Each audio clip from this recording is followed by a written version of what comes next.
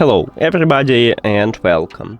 In this video I'm going to answer the question: how do you know if your Galaxy Buds 2 are charging?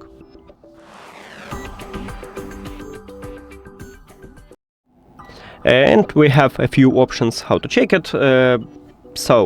You need to firstly connect your charging case to the power. And if you see the LED light on the front side, it means that your charging case charging.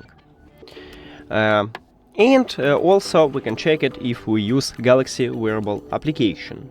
Open it and then you need to put at least one earbud to the charging case, and we can check charging case battery percentages. Then you put your charging case to the power, and now it change and you will see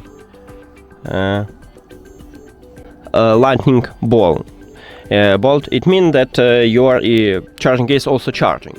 To check it for the earbuds, you need to just put it to the charging case and then maybe close the case. Right here, as you can see, we have this lightning bolt, and you can check it for the charging case, or you can just close it and leave this earbuds to charge, and then check is this battery percent changed. That's it. Thank you for watching this video. If you found it helpful, please consider subscribing to channel and leave the like on the video. See you later.